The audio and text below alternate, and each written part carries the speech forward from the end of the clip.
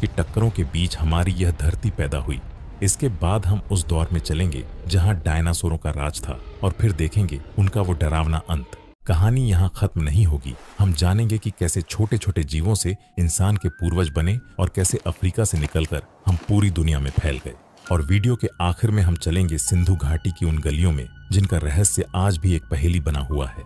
अगर आपको ऐसी रिसर्च वाली डॉक्यूमेंट्रीज देखना पसंद है तो हमारे चैनल को सब्सक्राइब जरूर करें, क्योंकि ऐसी वीडियो बनाने में हमें बहुत मेहनत और वक्त लगता है। अब जरा सोचिए 150 करोड़ साल पहले की उस धरती के बारे में जहां चारों तरफ सन्नाटा था, न कोई पैर, न जानवर और न ही कोई इंसान। आज की सुंदर धरती तब एक जलते हुए गोले जैसी थी। हर जगह ज्वालामुखी फट रहे थे, लाल लावा नदियों की तरह बह रहा था और आसमान में सिर्फ धुआं और राख थी। बारिश का तो नामो निशान नहीं था, बस आग और तूफानों का रात था। फिर लाखों सालों तक एक ऐसी बारिश हुई जिसने इस तपती हुई जमीन को ठंडा किया। इतनी बारिश हुई कि बड़े बड़े महासागर बन गए। लेकिन तब भी यहाँ सांस लेना मुमकिन नहीं था, क्योंकि हवा में सिर्फ जहरीली गैसें थीं, ऑक्सीजन बिल्कुल नहीं थी। लेकिन तभी इन्हीं समंदरों की गहराई में एक करिश्मा हुआ। जीवन की पहली शुरुआत हुई। पानी में छोटे छोटे सूक्ष्म जीव पनपने लगे।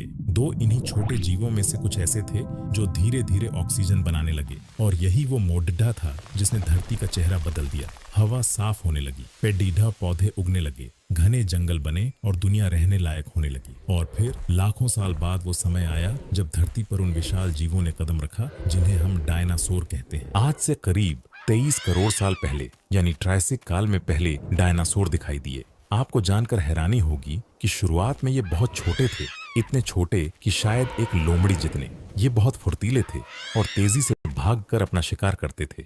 लेकिन प्रकृति ने धीरे धीरे अपना खेल दिखाया। लाखों सालों के सफर में डायनासोरों का आकार, उनकी ताकत और उनकी बनावट बदलने लगी।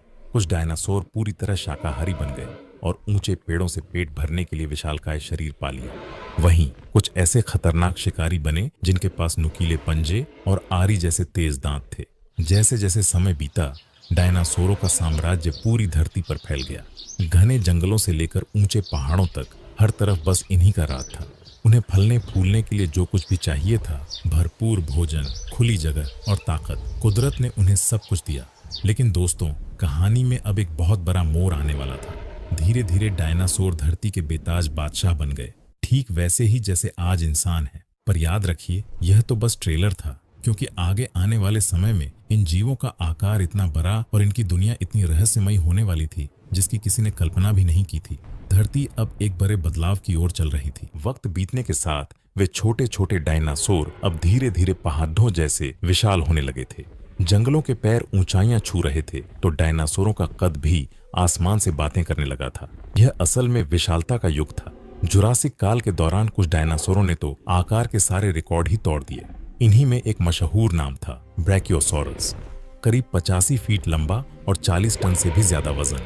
सोचिए, यह जीव किसी चलते फिरते महल जैसा दिखाई देता होगा।